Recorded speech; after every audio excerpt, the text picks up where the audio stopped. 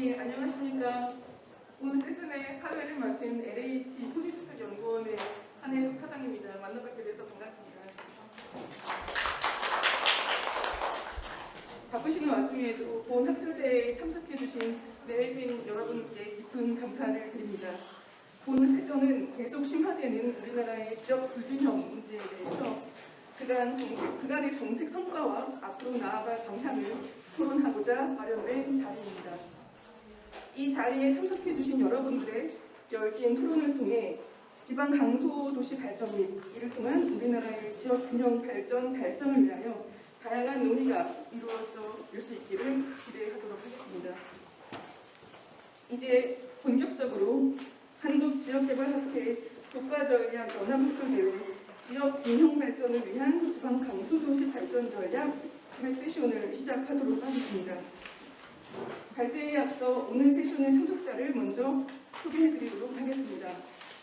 먼저 오늘 세션의 절장을 맡아주실 성장한 LH 토지주택연구원 지역균형연구실장님이십니다.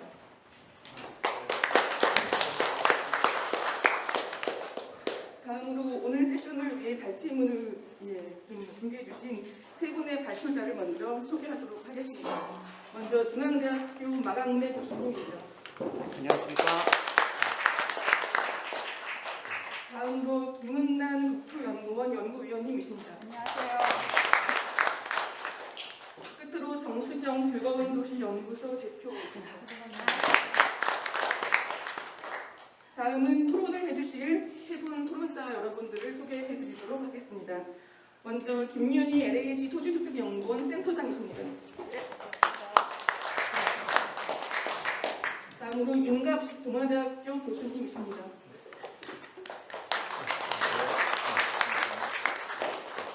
예, 끝으로 이소영 한국지방행정연구원 연구위원님이십니다.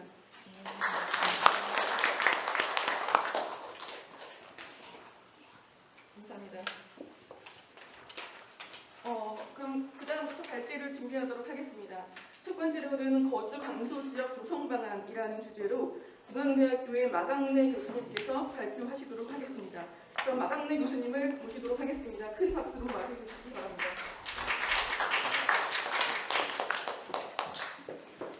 안녕하십니까. 오늘 거주강소 지역권 조성 방안이라는 제목으로 발제를 맡은 중앙대학교 마강래라고 합니다. 오늘 내용은 한 3년 전인가요? LH 과제로 이제 거주 강소 지역권이라는 용역을 진행한 적이 있습니다. 그 당시에 했던 내용을 약간 더 업데이트해서 오늘 말씀드리는 시간을 갖도록 하겠습니다. 여기 계신 분들은 다 전문가 분들이기 때문에 지역의 위기 상황이 어떻게 지금 진행되고 있는지에 대해서 다들 이제 큰 이해를 가지고 계실 것으로 생각되기에 앞부분은 그냥 빠르게만 말씀을 드리겠습니다. 2035년 통계청의 인구 변화율 자료를 이용해서 강원, 전북, 전남, 경북 지역의 각각의 기초지자체들의 인구 감소율 현황을 보여드리고 있습니다. 통계청 자료는 굉장히 긍정적으로 실제 예측을 했음에도 불구하고 강원 지역에 좀 몇 개의 도시, 그 다음에 전북의 한 2개 지역의 도시, 그 다음에 전남의 4개, 그 다음에 경북의 3개 지역의 도시 외에는 실제 정체하거나 인구가 감소하는 어떤 그런 추세로 나타나고 있다는 것. 그래서 이거를 1인당 세출액 변화 추이를 통해서 보게 되면은 이런 류의 직선 그래프도 아니고요. 굉장히 급속하게 늘어나는 어떤 그런 양상을 보이고 있다라는 것. 그래서 인구 감소 지역의 주민들에게 이런 공공 서비스를 효율적으로 공급하는 어떤 기초적 토대가 무너지고 있다라는 어떤 그런 사실이고요. 또 하나는 급속형, 그러니까 인구 증가율에 따라서 급속형, 그 다음에 그냥 축소도시, 성장 안정형 도시로 나누어 가지고 보되 실제 인건비도 공무원 인건비도 미해결되는 그 도시의 비율을 보니까 급속형 축소 도시, 그 다음에 인건비 자체도 해결하지 못하는 도시의 비율이 굉장히 빠른 속도로 늘어나고 있다는 겁니다. 또 하나가 생활 서비스와 관련돼서 이제 지금 인구 쇠퇴에 따른 공공 서비스 시설 수의 변화를 저희가 뭐 대략적으로 더 간단한 계산식에 의해서 추정한 결과 이런 식으로 점점 좋아지지 않는 어떤 그런 상황이 발생할 가능성이 크다라는 거고요. 실제 이런 추세는 뭐 하나의 대세로 자리 잡았기 때문에 저희가 이런 생활 서비스 공급이라든가 이런 측면에서의 뭔가 새로운 전략이 필요하다라는 겁니다. 그래서 14점을 대략적으로 보시면요. 인구 감소 지역의 재정 효율성이 악화되는 현실, 그 다음에 생활 서비스 공급이 감소되는 현실, 그 다음에 기반 시설 관련돼서 공급 문제가 발생할 수 있다라는 어떤 그런 현실입니다.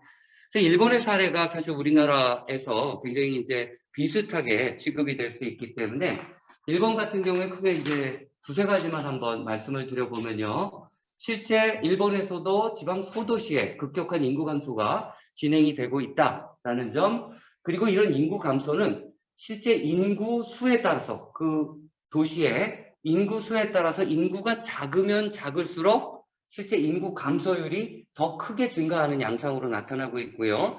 이건 우리나라도 이제 마찬가지 어떤 그런 상황이 나타나고 있습니다. 그래서 실제 일본 같은 경우에는 집락생활권이나 다들 아시겠지만 이제 정주자리권을 형성시켜서 인프라를 공유한다든가 뭐 이런 방식으로 약간의 이제 도시권 정책으로 대처를 하고 있다라는 어떤 그런 말씀을 하나 드리고요. 이게 첫 번째입니다. 두 번째는 그럼에도 불구하고 묶이지 않는 지역이 있다라는 겁니다. 그런 경우에서는 이제 이런 도도부연이 좀 적극적으로 나서서 좀 더 위에 상위 2개 지자체에서 이런 묶이지 않는 지역에 대한 어떤 그런 고려를 하고 있다라는 것을 말씀드립니다. 일본의 축소도시 대응 방안은요, 집락생활권, 정주자리권, 그 다음에 연계중추 도시권의 세 가지로 좀 나눠서 살펴볼 수가 있을 것 같습니다. 그래서 축소도시의 대응 방안으로는요, 이 세 가지가 핵심이 되어서 이게 연계 압축 전략을 쓰는 방향으로 나가고 있다는 겁니다. 저희는 일본의 사례를 이건 무작정적으로 저희가 이제 받아들이는 거는 아니지만 우리나라에 맞춘 이런 도시권 체계, 그 다음에 소도시에 맞는 도시권 체계가 또 필요하다라는 거고요. 일본의 권역 체계는 이렇습니다. 지금 금방 설명드린 건요. 오른쪽을 보시면 우리나라의 권역 체계는 대략적으로 보면 대도시권이 가장 위에, 여기서는 이제 그림상에서 가장 위에 있는데요. 이 위에 지금 초광역권에 관련된 논의가 굉장히 급물살을 타고 있다는 겁니다. 그래서 시스템을 보면요. 초광역권이 가장 위에 있고요. 그 다음에 대도시권이 있고요. 그 다음에 중도시권과 소도시권. 이 중도시권은 실제 여기 연계중추도시권이랑 좀 대응된 개념이다라고 볼 수가 있고요. 소도시권은 정주자리권이랑 어느 정도 좀 대응되는 어떤 그런 개념이다라고 볼 수 있을 것 같습니다. 그 다음에 일본의 집락생활권은 마을생활권.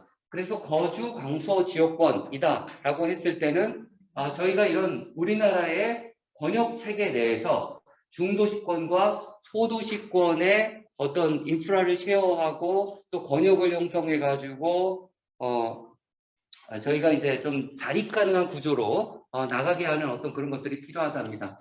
그래서 지금 저희가 사실 일본 시스템이랑 다르고 사실 공간적 범위도 약간 다르기 때문에 실제 좀 용어 정리가 필요해서 일단은 몇 가지 좀 헷갈릴 수 있는 용어 정리를 별도의 슬라이드에 놨고요. 요거는 좀 참고해 주시면 감사드리겠습니다.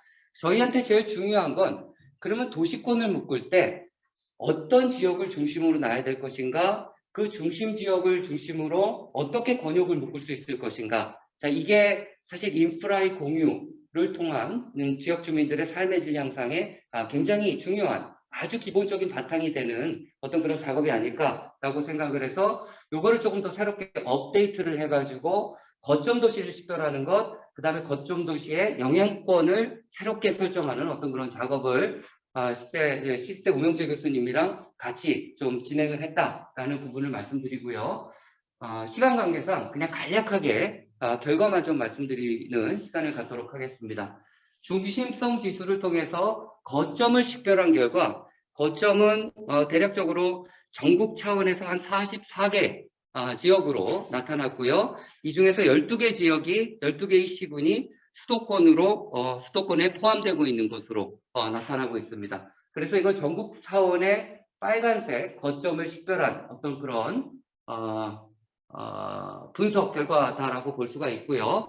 이제 우리나라의 권역 체계에서 위에부터 이제 아래로 내려가서 좀 중첩되는 어떤 그런 모습이 어떤 것인지, 지금 초광역권 논의는 여기에는 일단 다루지 않았습니다. 이게 확정된 바가 없고, 그러니까 지자체의 어떤 그런 노력에 의해서 지자체 스스로 올리는 어떤 그런 구조이기 때문에, 하지만 이거는 이제 KTDB 총목적 통행을 기반으로 해가지고 어느 지역과 어느 지역이 연계가 더 강한지 그거에 기반해가지고 대도시권을 한번 좀 설정을 해봤다라는 겁니다.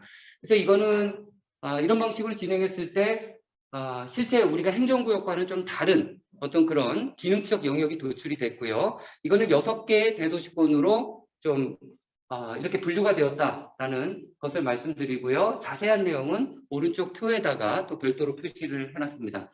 두 번째는 중도시권입니다. 중요한 사항은 우리가 대도시권을 한번 대도시권의 공간적 권역을 놓고 또 중도시권을 분석했을 때 대도시권과 중도시권의 일부가 중첩될 수 있다는 것, 또 다음에 설명드린 슬라이드에서 소도시권도 마찬가지로 또 중첩될 수 있다는 겁니다. 그래서 대도시권 내에서도 대도시권 거점이 있고 또 대도시권 내에서도 소외되는 지역이 있습니다. 실제 연계는 있지만, 그래서 대도시권 내에서도 중도시권, 소도시권의 연계 전략이 생활 인프라의 위계에 따라서 좀 별도로 저희가 좀 고민이 되어야 된다라는 말씀을 드리고 싶고요. 소도시권 분석 결과입니다. 소도시권 같은 경우에는요, 16개의 수도권을 제외하고 16개의 소도시권이 식별이 되었고요. 그래서 이 결과는 왼쪽에 보시는 그림과 같습니다. 자세한 내용은 좀 슬라이드라든가 유인물을 참고해 주시면 되겠습니다. 그래서 대도시권, 중도시권, 그 다음에 소도시권 체계로 권역 체계를 나눠가지고 저희가 한번 봤을 때 실제 여기에 초광역권, 아까 계속 강조드리지만 초광역권 논의가 하나 있다라는 것, 그 다음에 대도시권으로 묶여지는 지역이 있다라는 것, 그 다음에 중도시권, 소도시권으로 묶여지되 인프라의 위계 레벨에 따라서 다른 류의 전략이 필요하다라는 것 말씀드리고 싶고요. 또 하나 중요한 사실은 이런 권역에 묶이지 않는 지역이 있다라는 겁니다. 그래서 이런 권역에 묶이지 않는 지역은 조금 더 광역권이나 초광역권 내, 이거는 뭐 앞으로 저희가 초광역권 논의가 어떻게 진행되는지 좀 지켜봐야 되겠지만, 그런 좀 광역적 레벨에서의 여러 가지 인프라 공급이라든가 또 삶의 질을 저해하지 않은 수준에서 생활 리소스 공급이 필요하다라는 것을 말씀드립니다. 이건 하나의 도시권이 어떻게 중첩되는지에 대한 부산, 울산 대도시권의 경우, 그 다음에 대구 대도시권의 경우, 그 다음에 광주 대도시권의 경우, 대전 대도시권의 경우를 저희가 한번 살펴본 거를 보여드리고 있고요. 이것도 이제 슬라이드를 참고해 주시면 될 것 같습니다. 저희가 이런 권역이 한번 식별된 다음에 그러면은 거주 강소권을 위해서 어떤 컨텐츠를 중심으로 저희가 좀 노력을 해야 될 것인가라는 측면에 대해서 잠깐 말씀을 드리면요. 실제 우리가 이제 거주 강소권을 할 때 뭐뭐형으로 많이 얘기합니다. 그래서 뭐뭐형으로 얘기해가지고 그 뭐뭐만을 좀 집중적으로 육성하는 어떤 그런 전략을 취하는데, 저희가 이제 제가 이제 연구진 대표로 나와 있는 거고요. 저희가 이제 고민했던 거는 실제 어떤 형으로 하되 그 다음에 나머지 부분도 기본적인 수준은 다 끌어안고 있어야 된다라는 겁니다. 그래야 지역 주민들의 삶의 질이 떨어지지 않는다라는 겁니다. 그래서 첫 번째는 의료복지형, 실제 의료복지 관련된 인프라가 어느 정도 그 씨앗이 좀 크게 남아있는 어떤 그런 지역들을 대상으로 의료복지형 강소지역으로 좀 특화해서 발전하되 의료복지 이외에 다른 영역들을 같이 부가해서 하는 것. 사실 특화가 중요하고요. 특화 이외에 부수적 기능까지 어떻게 붙일 수 있는지를 고민해야 된다는 것. 문화관광형이 있고요. 그 다음에 지역대학 연계형이 있습니다. 근데 저희는 기본이 귀농, 귀촌, 유도형이라고 이 네 번째 모델로 보고 있고요. 실제 이 네 번째 모델 플러스 1, 플러스 2, 플러스 3 이런 식으로 저희가 좀 모델을 한번 개념화 해봤다라는 겁니다. 그래서 거주 강소 지역에서 실질적으로 여태까지 이제 굉장히 중요한 취급되었던 내용이 이런 기농기촌 활성화였는데 여기에 컨텐츠를 더함에 있어서 경제 중심, 문화 중심, 그 다음에 건강 중심으로 하되 모델은 귀농귀촌 유도형을 기본으로 하고 특화 모델을 접목해가지고 여러 가지 지역 특색을 지역을 특성화하고 그거에 맞는 어떤 인프라 정책, 그 다음에 연계 정책을 쓰는 게 필요하지 않을까 합니다. 그래서 우리나라 같은 경우에는 실제 의료복지형 같은 경우에는 서천 어메니티 마을이 있는데 이거는 조금 실제 기존 시가지랑 좀 격리되어 있는 어떤 그런 양상으로 나타나고 있습니다. 근데 그럼에도 불구하고 저희가 실제 지역에 있는 의료원들이라든가 좀 의료복지 시스템이 어느 정도 되어 있는 곳을 중심으로 나머지 부분을 좀 채우면서 의료복지를 또 강화하고 그거를 특화시키는 어떤 그런 정책이 필요하지 않을까라는 것. 두 번째는 문화관광형입니다. 문화관광은 뭐 축제가 굉장히 큰 스케일로 일어나는 것, 그 다음에 대형 행사가 있었던 것, 이런 지역들을 중심으로 문화관광형으로 특화해서 거주강소 지역을 만드는 전략. 그 다음에 세 번째 같은 경우에는 지역대학 연계형입니다. 여기에는 뭐 대표적인 사례가 군위군의 KM 빌리지 같은 경우가 될 수 있을 것 같은데요. 이런 빌리지를 만들어서 거기에 입주민들이 뭐 대학 어떤 그런 종사자들이 저 대부분으로 나타나고 있는데요. 이런 종사자들이 지역민들과 같이 어우러져서 뭐 지역을 좀 활성화시키는 이 사례가 거주광소권에 전반적으로 딱 들어맞지는 않지만 실제 어떤 지역에 조그만 지역에 거주광소 지역에 내용을 특화시킨 다음에 다른 여러 가지 어떤 기능들을 좀 융복합해서 그 권역 자체를 좀 연계하고 압축하는 어떤 그런 전략을 취하는 게 필요하지 않을까라는 그런 생각을 가지고 있습니다. 그래서 시간 관계상 뭐 짤막하게 또 말씀을 드리면요. 의료복지형 강소 거주강소 모델 같은 경우에는 이제 기본 방향이 실질적으로 적용 대상을 어떤 적용 대상을 중심으로 해야 될지, 그 다음에 도입 시설은 의료 기능을 중심으로 해서 실제 의료 강서형에 맞는 좀 특화된 주거 기능, 그 다음에 커뮤니티 기능을 어떻게 구축해야 되는지에 대한 좀 자세한 설명을 담았고요. 좀 죄송하지만 좀 혹시 좀 정보가 좀 빠질까봐 좀 텍스트가 여기에 조금 많이 들어가 있습니다. 그래서 혹시 참고 사항으로 좀 사용하실 수 있도록 한 거고요. 그 다음에 만약 이런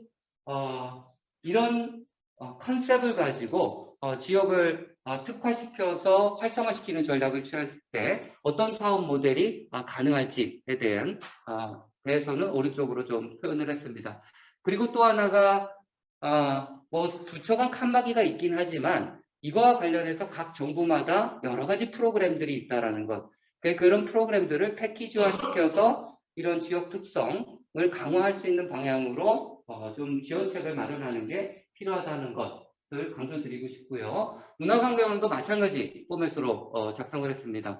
기본 방향은 뭐 이렇게 국제 이벤트라든가 여러 가지 축제, 그 다음에 관광 자원이 풍부한 지역을 중심으로 적용 대상이 가능하고요. 이런 관광 자원을 기반으로 해가지고 이런 주거 기능과 커뮤니티 기능이 어떻게 달라붙을 수 있는지, 그 다음에 사업 모델은 어떨지, 또 요거와 관련된 여러 가지 지자체의 그러니까 지자체 지원 사업들, 중앙정부의 어떤 그런 지원 사업들을 어떻게 연계할 수 있는지가 지역을 활성화시키는데 관건이 될 수 있겠다라는 것. 마지막으로 보면은 지역대학 연계형입니다. 지역대학 연계형은 당연히 지역 내 대학을 보유하고 있는 지자체, 인근 지역의 대학과 협력하여 캠퍼스 타운을 조성하고자 하는 지자체, 교육 기능을 중심으로 해서 주거 기능과 커뮤니티 기능이 어떻게 특화돼서 달라붙을 수 있는지에 대해서 좀 기술을 했고요. 오른쪽은 이런 사업 모델을 위한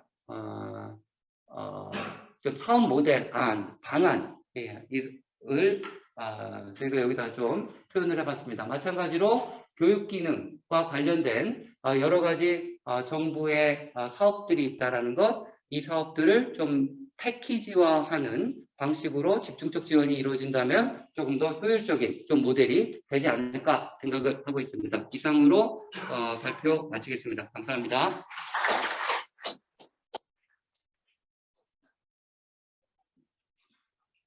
감사합니다. 발표를 해주신 마강래 교수님 감사합니다. 마강래 교수님께서는 우리나라의 국토를 6개 대도시권, 12개의 중도시권, 그리고 16개의 소도시권으로 구분하고 귀농 유도형 기본 모델과 의료복지형, 문화관광형, 지역대학 연계형 등 3개 유형의 특화 모델을 연계해서 또 여러 가지 기능을 융복합함으로써 강서도시 지역 경쟁력을 강화하는 방안을 제시하셨습니다. 다음은 국토연구원의 김은난 연구위원님께서 빅데이터로 본 혁신도시와 주변 지역 연계 실태와 발전 전략에 대해서 발표해 주시도록 하겠습니다. 김은난 박사님을 자리로 모시겠습니다. 큰 박수로 맞이해 주시기 바랍니다. 오늘 발표할 내용은 작년에 저희가 연구원에서 기본 과제로 수행했던 연구입니다. 그래서 그 결과를 조금 여러분들하고 공유를 좀 하고, 혁신도시라는 게 사실은 우리나라에는 한 10군데 정도 이미 이제 지정이 되어서 이렇게 조성이 되고 있습니다. 그 중에서 몇 개 도시를 조금 선정을 해서 이 혁신도시와 주변 지역의 연계 실태가 어떻게 되는지를 좀 파악하고 이들을 통해서 조금 발전 전략을 가져가 보는 게 어떨까 하는 생각에서 연구를 시작을 했고요. 예, 말씀드린 것처럼 혁신도시 사실은 10개 혁신도시가 있는데 그중에 3개는 대도시에 입지를 하고 있고요. 7개 정도가 중소도시에 입지하고 있습니다. 대도시에 입지한 혁신도시 같은 경우에는 별로 도시 인프라에 대한 고민을 할 필요가 없는데, 중소도시 외곽이나 혹은 중소도시에 입지한 혁신도시 같은 경우는 현재 이제 도시 인프라 수준이라는 게 좀 굉장히 다르게 나타나고 있고요. 또 우리가 이중 공공기관들이 좀 각각 다른 특성을 가진 기관들이 입지를 하고 있기 때문에 그 지역 산업하고의 연계할 수 있는 수준도 굉장히 상이합니다. 그래서 여기서 그 관점은 그 혁신도시가 생활권이라든지 산업 연계 수준에서 어떤 특성을 가지고 있는지 주변 지역하고 이걸 좀 파악을 해서 혁신도시하고 주변 지역의 어떤 발전 전략을 제시해 보는 게 어떨까 해서 시작된 연구고요. 그래서 제가 크게 좀 혁신도시의 입지적 특성이 상이한 3개 중소도시에 입지한 혁신도시를 이제 선정을 했습니다. 잘 아시다시피 광주 전남 혁신도시는 한국전력공사 요즘 어려움이 좀 많은 한전이 입지하고 있는데 이게 이제 아시다시피 광주랑 굉장히 인접하게 대도시가 인접하게 입지되어 있기 때문에 사실은 다른 지역보다는 대도시의 어떤 서비스를 받을 수 있는 위치에 입지해 있고요. 주변에도 KTX 여기 차량으로 한 20분 거리에 2개 여기 역사가 있을 정도로 광역적 연결성도 나쁘지 않은 상황입니다. 경남 혁신도시 같은 경우에는 진주 원도심에 매우 가까이 입지되어 있기 때문에 그 원도심의 인프라를 활용할 수 있는 그런 입지적 특성을 갖고 있지만 이게 또 광역적인 연결성은 상당히 또 그닥 높지 않은 지역이라서 외부와의 접근성 부분이 조금 낮은 측면이 있고요. 경북 혁신도시는 우리나라에서 아마 혁신도시들 중에서 KTX 연결성이 가장 높은 지역으로 볼 수 있습니다. 이제 KTX역에서 걸어서 한 10분 안에 혁신도시에 갈 수 있는 입지에 있고요. 근데 문제는 이제 중소도시 이 내부에 입지해 있는 것이 아니라 조금 중심성이 낮은 중소도시의 외곽에 단독으로 입지되어 있기 때문에 도시 인프라 측면에서 조금 열악한 부분이 있습니다. 그래서 제가 분석한 방법은 이 3개 혁신도시를 대상으로 혁신도시의 생활권을 분석할 수 있는 통근권과 소비권을 좀 분석해 봤습니다. 통근권은 제가 K12 데이터를 통해서 그 혁신도시 거주자의 근무 지역을 좀 직주 분포를 좀 봤고요.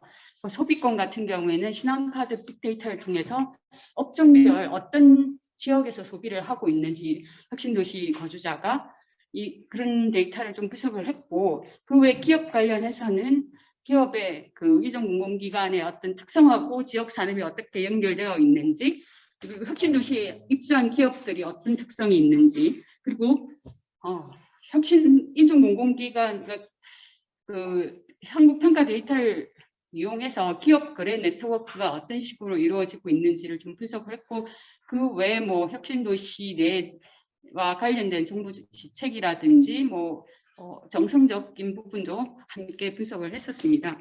오늘은 주로 빅데이터라든지 정량적 분석에 대한 부분을 좀 설명을 드리고 그 결과가 어떠한지 특성에 대해서 좀 설명하는 자리를 가지려고 합니다.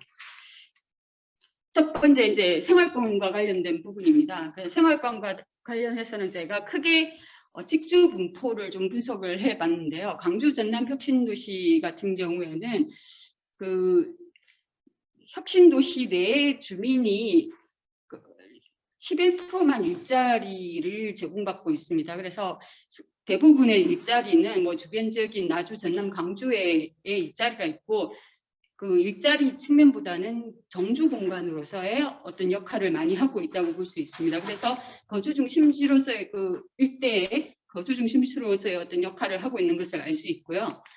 경남 혁신도시 같은 경우에는 그 혁신도시 주민의 진주시 내 일자리 비중도 높고 혁신도시 근로자도 진주시 거주 비중이 높은데 뭐 반반 정도 혁신도시에 거주도 하면서 일을 하고, 왜냐하면 혁신도시가 진주시 내에 굉장히 그 중심지에 가깝게 위치하고 있기 때문에 그닥 분리되어 있는 상황은 아니고 그 인프라가 굉장히 같이 공유되고 있는 그런 상황으로 볼 수 있습니다.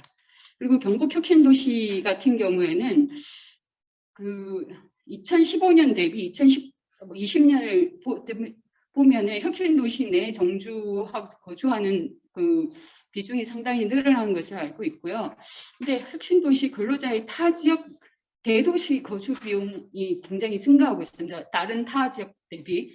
그래서 오히려 수도권 거주 비중이 늘어나고 있는 것을 알 수 있습니다. 어떻게 보면 조금 다른 고차 서비스가 필요한 분들은 혁신도시에 갔다가 오히려 유출되고 있는 게 아닐까 하는 좀 확인이 되는 상황이라고 볼 수 있습니다.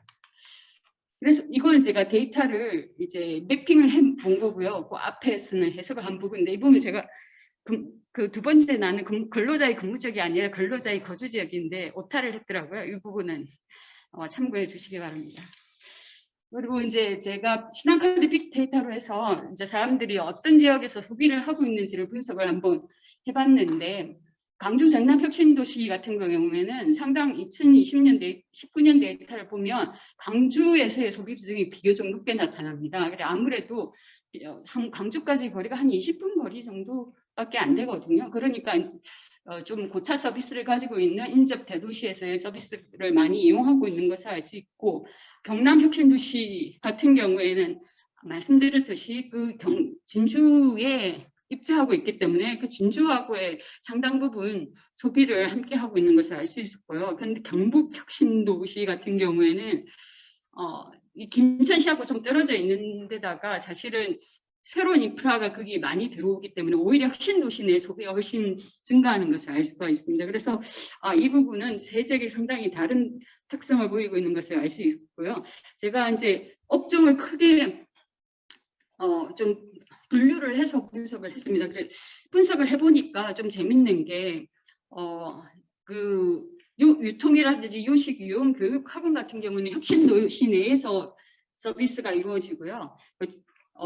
그다음에 의료, 스포츠, 문화, 레저, 주유 이런 데는 주변 지역하고 연계해서 주변 지역에서 많이 일어나는 특성을 가지고 있고, 그 가전, 가구, 자동차 같은 경우에는 오히려 수도권에서 소비가 이루어지더라고요. 그래서 이게 왜 그런가 했더니만 대부분 그 큰 회사들, 대기업의 본사가 서울에 입지하고 있기 때문에 그런 특성을 가지고 있는 것 같다는 생각이 들었습니다. 그래서 이 중에서 가장 좀 의미가 있다고 보여지는 것은 지역 밀착형 업종이 세 지역이 굉장히 다르게 나타납니다. 그래서 의료, 스포츠, 문화, 레저 업종 같은 경우에 세 지역의 특성이 좀 다르게 나타나기 때문에 이 업종의 어떤 소비 형태가 좀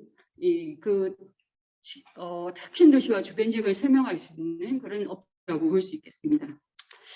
첫 번째 이제 광주 전남 같은 경우는 의료, 유통, 스포츠, 문화, 레저 같은 게 광주 의존도가 좀 높게 나타납니다. 확실히 2015년 대비 2019년 보아도 2015년에는 원래 혁신도시가 막 조성되는 시점이라 그때는 혁신도시에 워낙 서비스가 없다 보니까 대부분 광주에서 이루어졌는데, 이게 이제 2019년이 되면서 교육이라든지 요식, 유흥, 주유 같은 경우에는 혁신도시 내에서 이루어지는데 여전히 문화라든 의료라든지 스포츠 문화, 뭐 유통 이런 거는 강주에서 이루어지고 있는 것을 볼 수 있고요. 경남 혁신도시 같은 경우에도 의료라든지 문화, 레저 같은 경우는 진주시 내에서 이루어지고 있는 것을 볼 수 있습니다. 그다음 경북 혁신도시 같은 경우는 조금 특이한 상황이 스포츠 문화 레저는 김천 의존도가 높은 반면에 의료 서비스가 고차 의료 서비스가 없다 보니까 대구 의존도가 굉장히 높게 나타나더라고요. 그래서 고차 서비스가 없다는 게 가장 치명적인 이 도시의 특성이라고 볼 수 있겠습니다. 그래서 제가 조금 과제를 보면 강주 전남 같은 경우에는 광주광역시 의존도가 좀 높다 보니까 그 핵심도시 내부의 지자체 분들은 사실 내부의 그 고차 서비스를 넣고 싶어 하세요. 그런데 그거는 너무 중복적으로 서비스가 공급되는 부분도 있어서 지금 거버넌스를 통해서 이 부분은 조금 합리적으로 해결할 부분이 있다는 생각이 들었고요.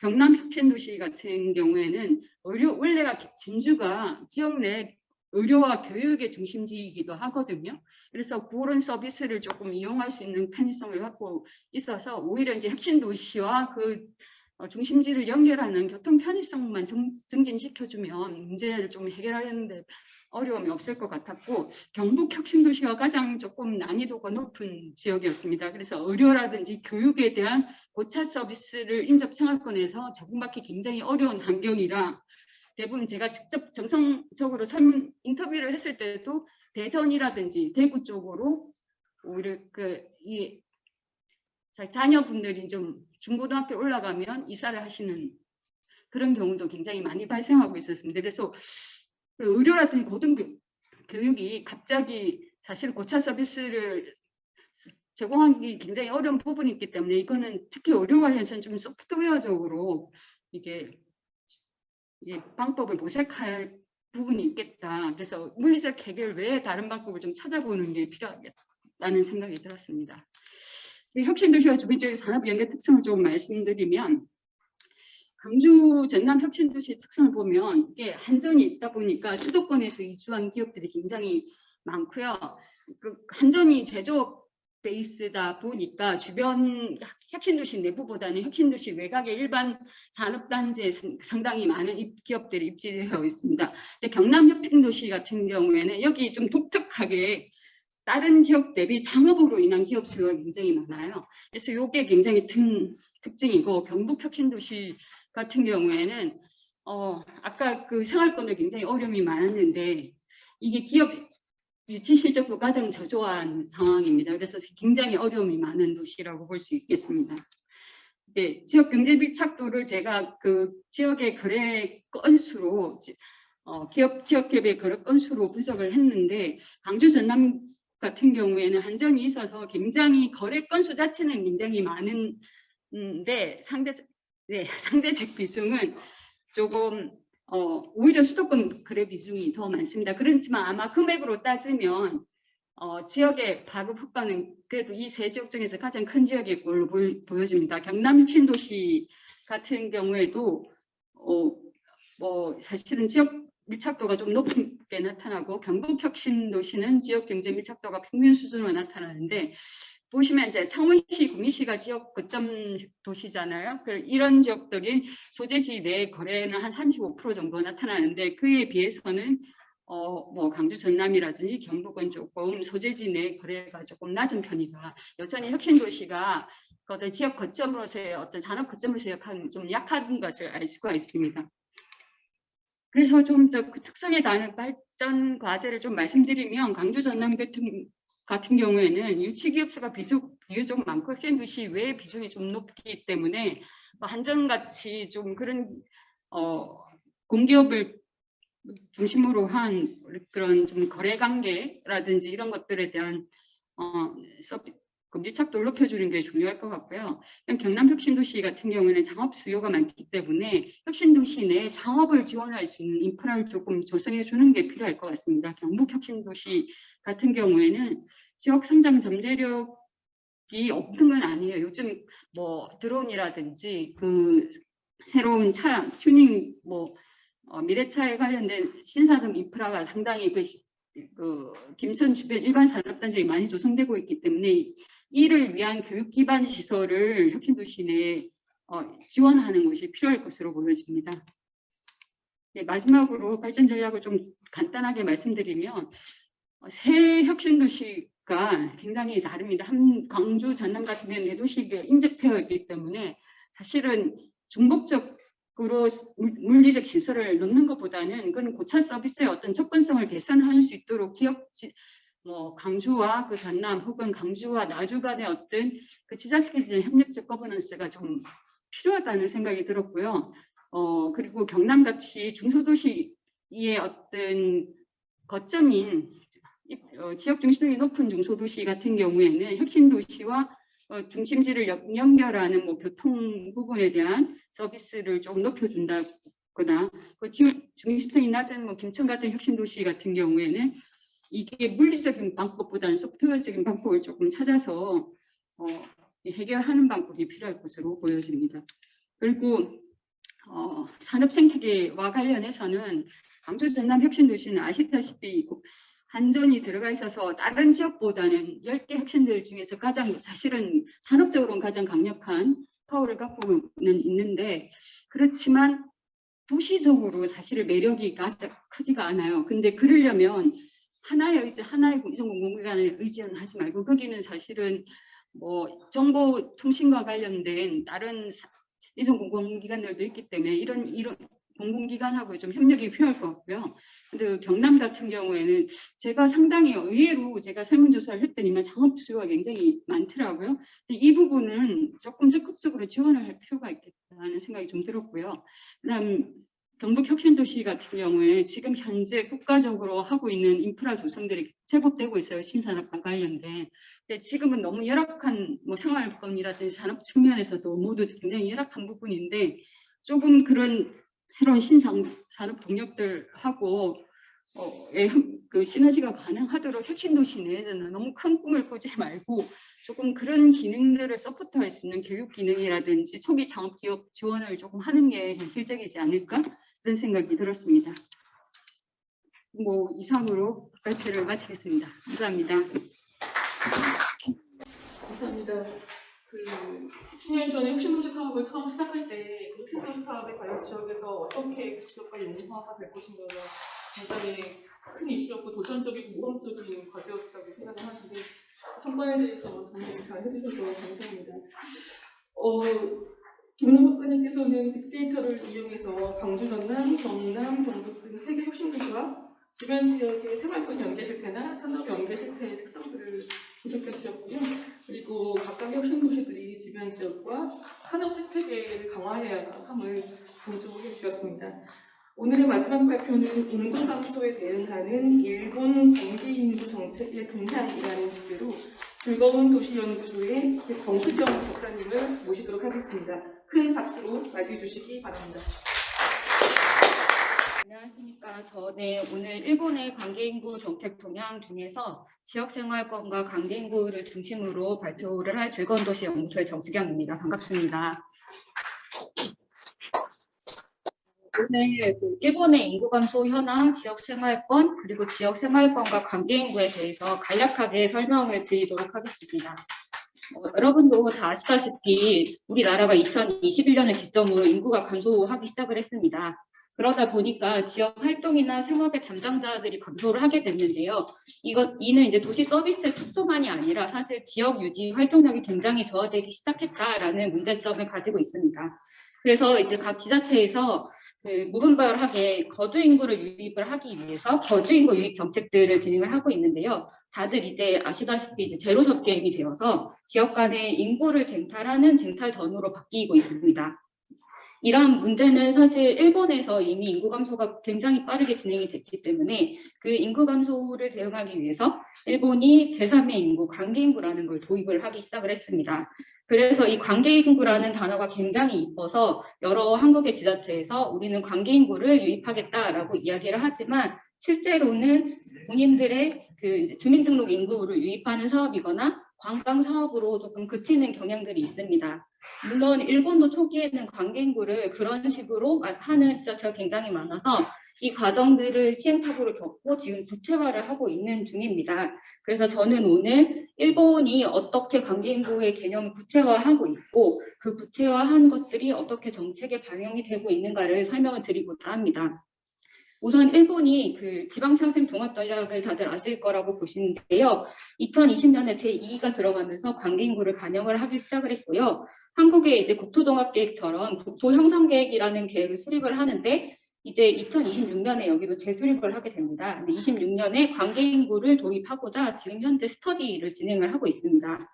오늘 제가 말씀드릴 이 주요 내용은 사실 국토형성 계획에 관한 건데요.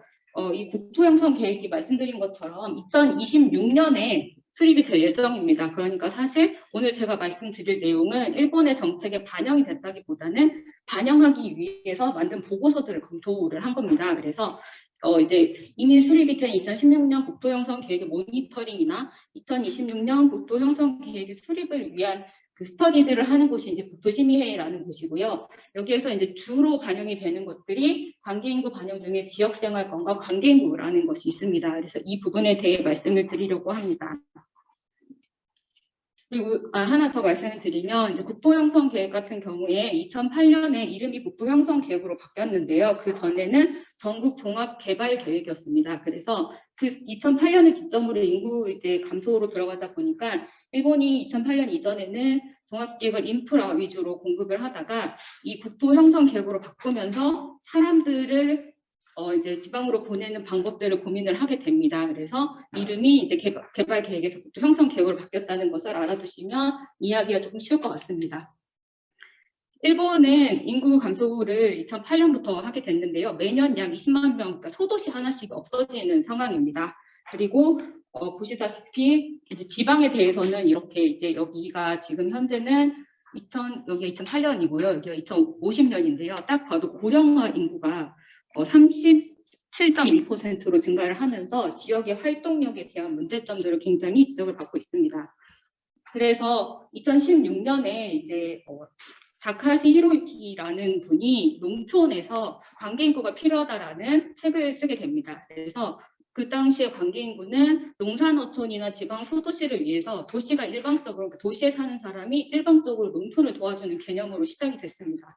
그래서 현장에서 시작된 용어인데 이 용어들이 이제 보편화가 되면서 2018년에 총무성에서 우리가 정책으로 반영을 해보자라고 해서 그 오다기리 교수님과 함께 관계인구를 정의를 하기 시작을 합니다. 그래서 처음에 이제 정의를 했던 거는 이렇게 관심과 관여라는 그래프를 가지고 무관심한 사람이 이주를 할 때까지의 단계를 정의를 했습니다. 그래서 관계인구를 관심인구와 관여인구가 합쳐진 단어라고 이제 정의를 했고요. 정주인구도 교류인구도 아닌 제3의 인구로 정의를 했습니다. 그리고 실제로 정책에 이제 처음 반영이 된 건 제2기 지방상생 종합전략인데요. 여기 같은 경우는 사실 관여라는 그 특성을 가지고 있었는데 정책이 실제 반영하면서는 관여라는 부분이 빠지게 됩니다. 그리고 단순하게 지역에 대한 마음과 관계를 가지고 교류인구와 정주인구 사이의 관계인구의 특성들을 왔다 갔다 하는 사람이라거나 지역 내 뿌리가 있는 사람으로 정의를 하게 됩니다. 그런데 이게 굉장히 비난을 받게 되는 이유가 있는데 이 두 개가 전부 다 정주인구로서의 이주를 기반으로 만든 그 그래프라는 겁니다. 그래서 관계인구가 아니고 결국에는 정주인구를 가져오게 하는 정책이 아니냐라는 비판을 받게 됩니다. 그래서 이번에 이제 국토교통성에서는 관계인구를 재정의를 하기 시작을 합니다. 그러니까 국토형성 계획에서는 그런 정주를 근거로, 그러니까 목표로 한 게 아니고 다른 걸로 한번 해보자라고 해서 거주지를 비롯해서 거주지 이외의 지역에 대한 관심이나 관여를 심화시키고 있는 인구, 그리고 거주지 이외의 지역에 대한 다양한 관심을 기울여 다양하게 관련된 인구라는 굉장히 포괄적인 인구로 정의를 하게 되는데요. 이 관계인구가 있음으로써 정주인구가 감소를 하더라도 지금 이 초록색이 정주인구인데요. 정주인구가 감소를 하더라도 패턴 1처럼 관계인구가 굉장히 많아서 정주인구를 커버해 주거나 정주인구하고 그 관계인구가 같이 진행이 되면서 이 지역이 살아나서 정주인구가, 그러니까 관계인구가 그 지역에 사는 게 아니라 다른 사람들이 유입이 되는 두 가지 패턴이 가장 좋은 패턴이고 가장 안 좋은 패턴이 관계인구도 유입하지 못해서 결국에는 지역력이 저하되는 지역이라고 지금 정의를 하고 있습니다. 잠깐 다시 돌아가서 그 지방창생 종합전략에 대해서 이야기를 할 건데요. 일본이 2014년에 인구 감소에 대한 정책들을 굉장히 많이 정리를 합니다. 그래서 목표 중에 가장 뚜렷한 것이 인구 감소의 극복, 도쿄 1급 집중 시정, 그리고 출산율, 일자리를 만드는 사업들입니다. 그래서 지방창생은 그거를 목표로 많은 계획들을 수립을 했는데요. 실제로 이제 이 네 가지의 전략을 가지고 사업들을 진행을 했습니다. 근데 이 네 가지를 정리하면 이 1번에서 3번은 적극 전략이라고 할 수가 있습니다. 인구 감소를 어떻게든 막아보자. 라는 거고, 조정 전략은 막을 수 없으니까 공간을 축소를 한다거나 아니면 이제 연계를 해서 하자 해서 컴팩트 앱 네트워크라는 정책으로 사업들을 추진을 하게 됩니다. 그런데 이제 2015에서 2019년까지 사업을 진행했으니까 2020년에 한번 결과를 봤는데요. 실제로 취업률이나 여행객이나 수출액은 그래도 효과를 봤습니다. 정책이 효과를 봤다고 판단을 하지만 도쿄의 전입 초과수는 아무런 효과를 보지 못했다라는 평가를 하게 됩니다. 이는 실제로 이 정책으로 도쿄로 가는 사람을 막을 수 없음이라고 판단을 했고, 그 막을 수 없는 조류라면 우리가 관계 인구를 지방장생에 도입을 해야 한다라고 이번에 정리를 하면서 제가 이걸 번역을 못했는데 아까 말씀드린 1번에서 4번까지의 원래 있던 1기의 계획이고요. 2기에는 이렇게 1, 2, 3, 4에 모두 다 관계 인구를 도입을 하게 됩니다. 그래서 다양한 인재가 활동할 수 있는 지역을 만들자라는 걸로 해서 총 6개의 목표로 지방 창생이 변경이 돼서 지금 현재 관계 인구 정책들이 진행이 되고 있습니다. 다시 국토 형성 계획으로 돌아가겠습니다. 국토 형성 계획 같은 경우는 이제 마강래 교수님께서도 일본의 이제 국토 연결하는 정주자립권이나 이런 이야기를 해주셨는데, 지역 형성 계획 같은 경우는 원래 이제 정부하고 광역블록 그리고 생활 영역 3가지로 지역을 나눠서 사업들을 진행을 했었습니다. 그런데 이번에 신규로 지역 생활권이라는 단어가 나오게 됩니다. 그래서 지역 생활권은 일상의 기반을 마련을 하는 거고요. 통급 통합권이며 10만 명 전후의 권역으로 디지털 기술을 적용해서 일상생활의 필수적인 도시 서비스 기능을 확보를 하는 겁니다. 한국에서는 디지털 기술을 적용하는 게 너무 당연하시겠지만 일본은 디지털 기술이 굉장히 느린 편이에요. 이번에 디지털 기술을 도입을 해서 디지털 기술을 도입한다면 10만 명의 권역이 일상 권역으로 가장 적합하다라는 판단을 하게 됐습니다. 실제로 10만을 가지고 그 생활권을 만든다고 분석을 했을 때 이곳 같은 경우는 30만을 기준으로 생활권을 만든 거고요. 여기는 이제 10만을 기준으로 만든 곳이기 때문에 빨간색일수록 이제 시간이 30분이고요. 노란색이 60, 파란색이 90분입니다. 그래서 실제로 더 많은 생활권들을 살릴 수 있다라고 판단을 하고 있고요. 기존에도 이미 많은 유사 생활권들이 있었습니다. 그런데 그때 당시에는 어떤 생활권이든 백화점이나 종합병원 같이 모든 걸 풀세트로 만드는 생활권을 생각을 했다면 그리고 이제 그 풀세트로 만들다 보니까 전체가 30만을 만들어야 한다라고 했었지만 지금은 10만 규모로 줄었는데 그 이유가 이제 첫 번째가 사람들이 자동차를 타고 이동을 많이 하기 때문에 그 작은 도시에 풀세트를 정비할 필요가 없다. 첫 번째고요. 두 번째가 이미 개발을 통해서 도시적 기능이 이미 다 들어가 있다라는 판단을 한 겁니다. 그래서 이미 들어가 있는 기능을 중복으로 더 넣지 않고 축소를 시키면서 가질 수 있는 방법들을 마련을 했습니다. 네, 그래서 그렇게 돼서 이 시간 보시면 이게 세 번째가 10만의 기준입니다. 그래서 10만 밑으로 시설들이 굉장히 떨어져 있는 거를 볼 수가 있습니다.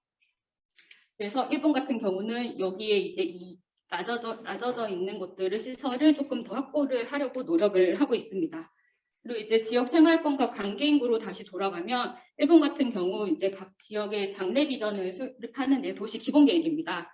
도시 기본 계획에서 기존에는 내발적 발전 지향이라고 해서 주민들이 참여할 수 있는 방향을 제시했다면 지금은 외부 액터 그러니까 관계 인구가 들어와서 할 수 있는 새로운 내발적 발전론을 진행을 하도록 하고 있습니다.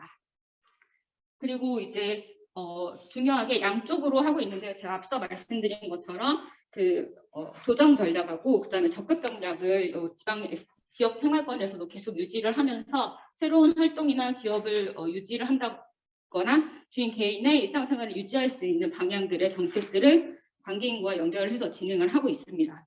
그래서 기존에 이제 있었던 주민들과 관계 인구들을 유입할 수 있는 방법을 1, 2, 3, 4단계로 나눴고요. 이 관계 인구가 만들어지는 시간이 약 5년 정도 걸린다고 판단을 하고 있습니다. 관계 인구의 유형 같은 경우는 방문계와 비방문계로 나누어져 있고요. 방문계 같은 경우는 직접 기여형, 취업형, 그리고 참가 교류형, 취미 소비형이 있습니다. 그 도쿄에 지금 도쿄, 오사카, 나고야를 비롯해서 3대 도시권에 사시는 분들이 일본의 20% 인구가 관계인 걸로 판단이 됐어요. 근데 실제로 아까 말씀드린 총무성 같은 경우에 기준으로 했을 때는 20%가 나올 수가 없죠. 왜냐하면 이주를 생각을 하시는 분들이라니까요. 그래서 이 범위가 확장이 되었다는 거에 의의를 두고 있고요. 그리고 그 외의 지역, 그러니까 도시와 농촌의 관계가 아니라 지역의 관계로 봤을 때 대도시권에 살지 않은 사람도 관계인구가 될 수 있는 가능성을 갖습니다. 그래서 비전문계와 관문계 합쳤을 때 18%가 나오게 돼서 제가 뭘 잘못 눌렀을까? 조정할 수 있는 방향들이 있습니다. 그리고 실제로 지역 내에서, 그러니까 예를 들어서 전주에서 왔는데요. 전주에서 전라북도로 가는 관계인구의 퍼센테이지를 봤을 때 40% 정도가 나와서 오히려 대도시권에서 지방으로 가는 사람보다 자기네 지역 내에서 관계인구가 되는 사람이 많다라는 결과가 나왔습니다. 그리고 이제 구체화하는 과정 중에서 하나가 라이프 스타일을 고려한 유입입니다. 그래서 지금까지 사실 관계인구 하면 그냥 관계인구지라고 생각을 많이 하시고 정책을 수립했는데 일본이 이제 당연한 얘기지만 라이프 스타일을 고려해서 정책을 마련을 하게 됐습니다. 그래서 출생부터 퇴직까지 해서 이동이 가능한 나이대, 이동은 어려운 나이대들을 나눠서 예를 들어서 이제 대학교까지는 교육기관 의존도가 높기 때문에 지역 유학을 한다거나 인턴을 하는 방법들을 마련을 하고 있고요. 그리고 이제 대학을 졸업하고 취직하기 바로 직전에 움직일 수 있는 가능성이 높으니 그와 같은 경우는 지역 부흥 협력제를 통해서 3년간 주민등록을 옮겨서 우리 동네에서 활동을 할 수 있게 하자라는 등등의 이런 생애 주기별 플랜들을 짜고 있습니다. 그 생애 주기를 통해서 마련된 거를 이제 사람의 육성, 장애 제공, 시스템 제공이라는 시스템을 통해서 사람들을 계속 유입을 하고 있습니다. 이 내용은 시간 관계상 제가 간단하게 생략을 하겠습니다. 그리고 이제 이렇게 된 그 생활 주기라던가 그리고 죄송합니다. 지역 사회적 경제 활동과의 연결이라던가 그리고 커뮤니티 내에 있냐 외부에 있냐 그리고 방문자로서 오는 건지 거점을 보유하고 있는지에 따라서 유형들을 나누고 그 사업들을 구체화를 하고 있습니다. 지금 현재는 총 4개의 유형으로 제시를 하고 있습니다. 그리고 그 4개의 유형들은 내각부부터 총무성 그리고 관광청들이 함께 이미 진행하고 있는 사업들을 다시 구분을 해서 매뉴얼을 한 후에 그거를 각 지자체로 나눠주는 역할을 하고자 하고 있습니다. 이 내용은 제가 나눠드린 원고에 있으니까 한번 참고를 하시면 될 것 같습니다.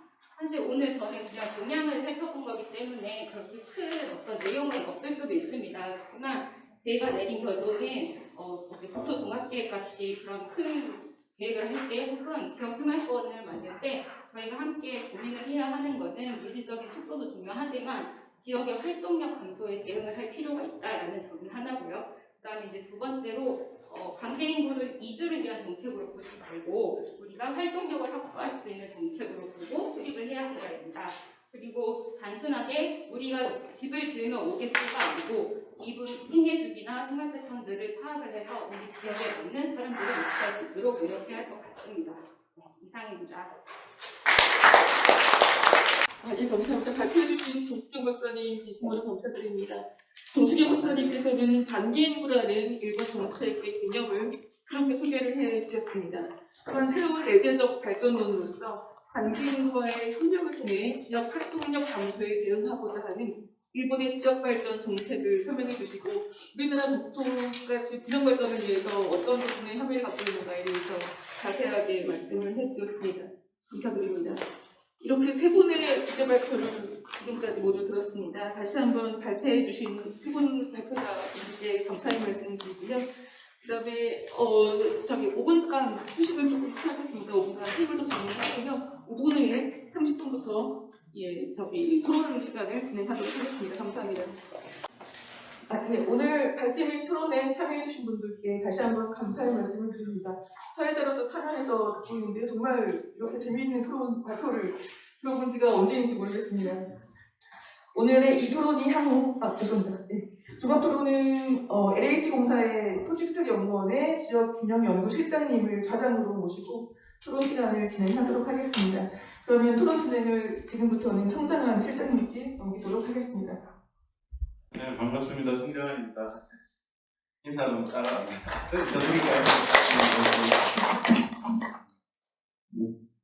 저는 우리 김윤희 센터장님이 지역개발평가센터라는 게 국토부 장부를 이임받은 한 센터가 있어요. 국토연구원이.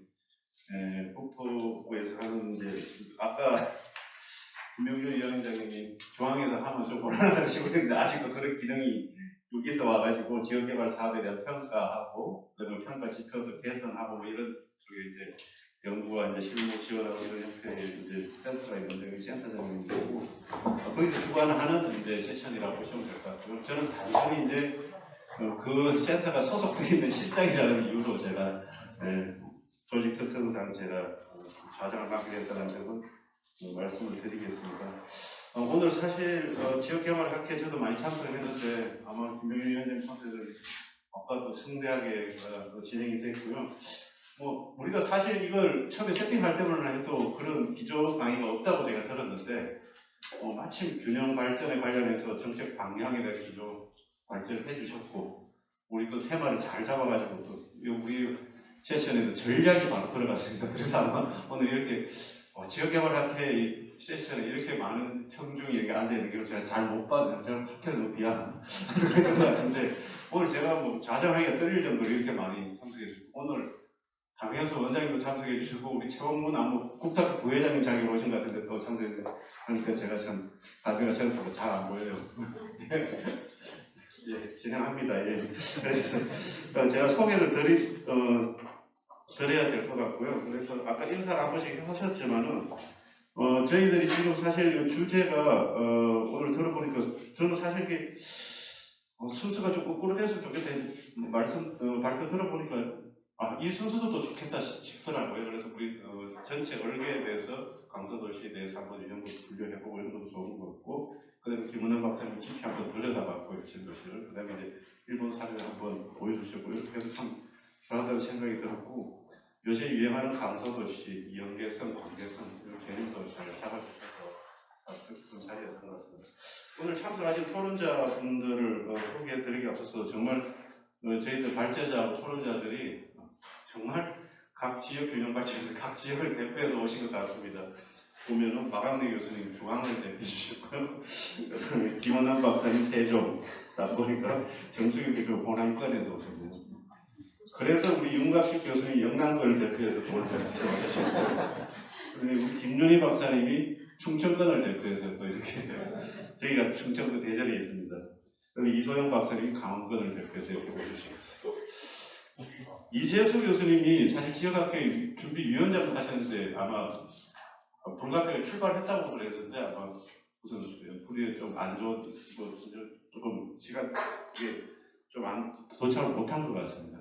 강원권 대표가 아마 2명이라서 막 그래서 각 지역별로 정말 전국을 다 커버했습니다. 그래서 앞에 3분 해주셨고 순서대로 문갑식 교수님 먼저 해주시고 김준희 박사님 해주시고 이세용 박사님 그런 순서로 듣도록 하겠습니다.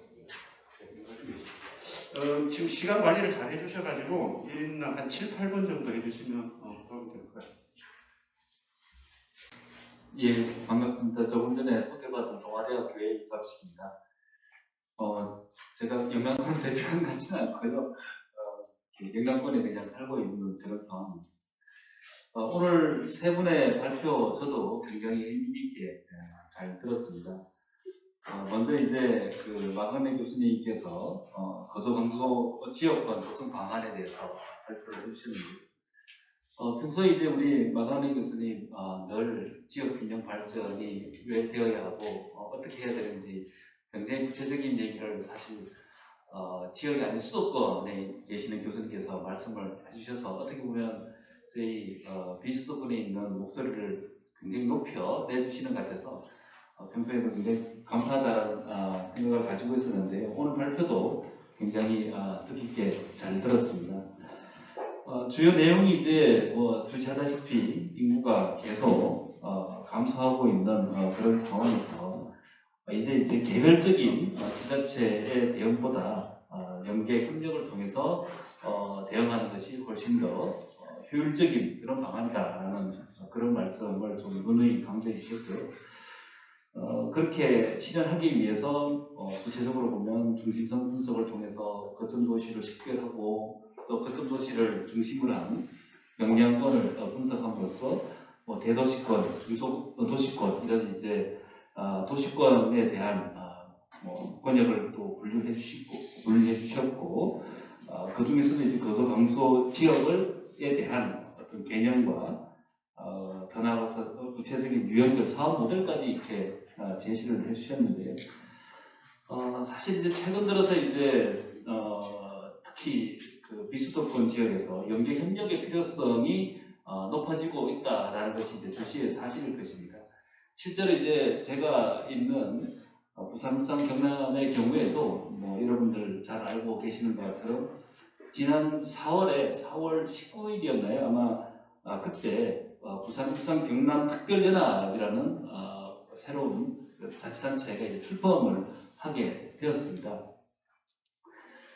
그전에는 이제 부산, 울산, 경남이 개별적으로 인구가 감소하고 이런 것에 대한 문제를 개별적으로 대응하다가 개별적 대응이 아무래도 한계가 있으니까 이제 같이 연계 협력을 하자라는 공통의 어떤 필요성에 의해서 출발을 했는데 정말 잉크가 마르기도 전에 지금 좀 삐걱대고 있는 실정입니다. 지금 우리가 알고 있는 것처럼 곧 이렇게 지방선거가 이렇게 앞서 있는데 후보자들 중에 사실 굉장히 유력하게 당선이 예상되는 후보들 중에 우리는 여기서 이제 빠지겠다 이런 얘기가 벌써 이렇게 나오고 있습니다. 왜 그런가 보면 그만큼 이렇게 우리가 연계 협력하는 것이 쉽지가 않다라는 것을 방증하는 것 같은데요. 그 대표적인 이유 중에 하나는 그런 것 같습니다. 이렇게 여기도 보면 거점 도시라고 얘기했는데 사실 수도권의 경우에는 어디가 거점인가에 대한 고민이 별로 필요가 없습니다. 근데 부산, 울산, 경남 광역연합에서 어디를 거점으로 해서 어디에 고차 기능과 고차 역할을 담당하고 어디가 그것을 지원하기 위한 역할을 담당할 것인가를 사실 정해야 될 텐데 서로 다 고차의 기능과 고차의 기능을 경쟁적으로 가져가겠다라고 하니까 시작하기 전에 벌써 이제 굉장히 비극되고 있는 그런 상황이어서 굉장히 우려스럽다라는 그런 생각이 드는데요. 그러다 보니까 어떤 생각이 드냐면 사실 이제 우리가 부산, 울산 특별연합의 어떤 그 출발을 하기 위해서 외국 사례, 특히 일본 사례를 좀 많이 봤는데 많이 봤던 사례 중에 하나가 간사이 광역연합이었는데요. 저도 이제 관련돼서 관심이 있어서 좀 자료를 찾아보니까 우리가 광역연합 그러면 대표적으로 찾아봤던 그 간사이 광역연합도 좀 자세히 들여다보니까 1년 예산이 약 한 250억이라고 봅니다. 1년 예산이. 얼핏 들으면 큰 예산일 수 있지만 그러니까 간사이 지역을 포함하고 있는 광역연합의 1년 예산이 250억이라고 한다면 좀 심하게 얘기하면 거의 할 일이 없다라는 거죠. 그러니까 광역연합이 만들어져 있긴 하지만 밖에서 보면 그 지역의 어떤 연계 협력의 어떤 조직체로서 구성되어 있지만 뭘 하느냐를 보면 거의 하는 게 없더라는 거예요. 그 반대로 이제 그만큼 연계 협력해서 하는 일이 참 어렵다라는 것을 반증할 것 같은데 마찬가지로 이제 강속 지역 권도 여기도 마찬가지로 하나의 권이니까 기존의 행정구역과 별개의 어떤 그런 권역을 만들어서 말 그대로 거소강소 지역이 될 수 있는 그런 이제 전략을 제시하는 데 있어서 중요한 것은 이제 무엇을 할 거냐 이것도 정하는 것도 중요하지만 이것을 어떻게 할 건지에 대한 어떤 추진 방식이라든가 이런 논의들이 좀 더 우리가 실천성 있게 논의가 되어야 거소강소 지역권을 제대로 실현할 수 있지 않을까라는 그런 좀 고민을 같이 해보기를 제안드리고 싶습니다. 그리고 또 이제 두 번째는 그 빅데이터로 본 핵심 도시와 주변 지역의 연계 실태와 발전 전략. 사실 이제 또 최근에 이제 제2 핵심 도시 이런 얘기들이 나오면서 첫 번째 조성됐던 핵심 도시가 과연 실효성이 있느냐 그런 이제 얘기들이 많이 나오는 가운데 우리 국토연구원의 김범란 연구위원님께서 이제 일기로 조성되었던 혁신도시들과 그리고 주변 지역들이 정말 실제로 어떤 연계 협력을 가지고 있고 어떻게 상생하고 있는지 또는 더 이제 그 연계 협력을 위한 발전 방안을 잘 좀 제시를 해주셨는데요. 그러면서 좀 어떤 생각이 들었냐면 먼저 그 전에 이제 여기 좀 말씀드리고 싶고 주변 지역이라고 되어 있는데 이 주변 지역을 어디까지 봐야 되는지에 대한 좀 고민이 들었습니다. 왜 그런가 하면 사실 얼마 전에 이제 우리 지금 현재 행안부에서 지방 소멸 지역에 대한 대안으로 지방 소멸 기금을 활용한 사업 계획서를 작성하고 있고 거기에 대한 컨설팅위원이 이제 활동하는 것을 모집하고 있어서 저도 사실 참여를 하게 됐는데요. 그래서 사천시를 제가 가게 됐거든요.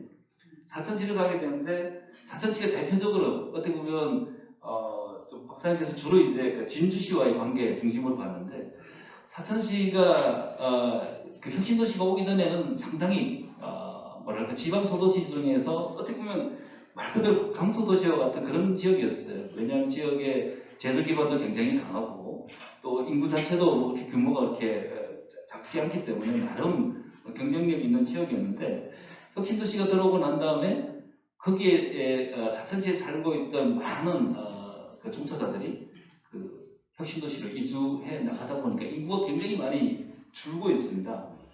그러다 보니까 어떻게 그러면은 지금 혁신도시 인근에 살고 있는 사천시가 어떻게 지역을 재활성화할 것인가 그런 고민을 하게 됐는데 아마 그런 고민은 혁신도시를 빼놓고 생각할 수 없었던 것 같더라고요. 그래서 혁신도시와 주변 지역의 어떤 그 관계나 연계 발전을 고민할 때 혁신도시가 입지해 있는 모도시뿐만 아니라 그 주변 지역과 좀 같이 좀 고민을 한다면 훨씬 더 실효성이 있지 않을까라는 그런 생각이 들었고요.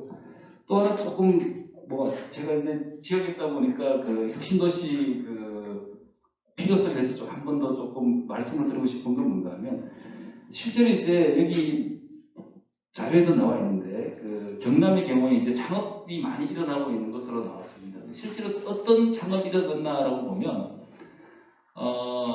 혁신도시로 이전해온 LH나 관련 기관과 관련된 창업이 아니라 그 지역의 산업과 관련된 즉 항공산업이나 이런 것과 관련된 창업들이 실제로 많을 거예요. 그래서 어떤 혁신도시를 긍정적으로 보지 않는 사람들은 이렇게 창업이 일어난다 하더라도 이전 기관과 관련된 기관에 대한 창업이 부족하니까 상대적으로 또 부정적으로 얘기하는 경향이 있는데 실제로는 그렇지 않다라는 거죠. 이제 사실은 혁신도시가 오지 않았다고 한다면 기존에 이제 사천시나 그 진주 지역에 있는 항공 관련 산업들의 새로운 창업이 과연 일어났을까? 일어났다 하더라도 그게 진주에서 일어났을까라는 거죠. 근데 실질적으로 혁신도시로 내려오는 기관과 연계성은 좀 떨어진다 하더라도 지역에 새로운 그런 양호한 정조 여건들이 만들어지고 그로 인해서